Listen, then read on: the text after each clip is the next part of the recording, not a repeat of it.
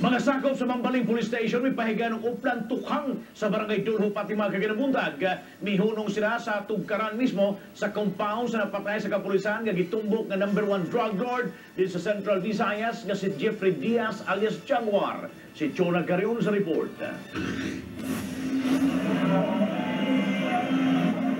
Ang Oplan tukhang o tuktukhang yu sa kapulisan giubanan og purlon apan karon giapilan na og lungon. Gipasiugdahan kini sa mga sakop sa kapulisan sa Station 11 diin sakop ang Barangay Dulho Fatima.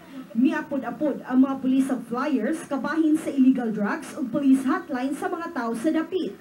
Gisulod sa kapulisan ang hilit nga mga dapit diin nahimutang ang compound ni Jeffrey Diaz alias Jaguar.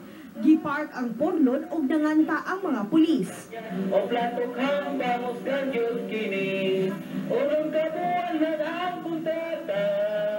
Nagdaglag karon hadlok na ang bana patumaw na natumba. Mato ni Inspector Eugene Teves, Deputy Chief sa Station 11, nga ilang giapilan og lungon ang Oplan tukhang aron pagpakita sa katawhan nga seryoso ang ilang kampanya batok gidiling drogas. Mipasidaan siya nga ang dili mo biya niini hayan masud na sa lungon. Ang naging sila mahadlok kay karong ngayon na gipahingusgan magud ni sa atong City Director nga mutukhang gyud ta kay aron sila ilang panaminan nga og dili gyud sila mo hunong silang bisyo sa ilang kanang negosyo, at least na idea nga ato sila padung. Chona Cardon, Balitang Bisdak.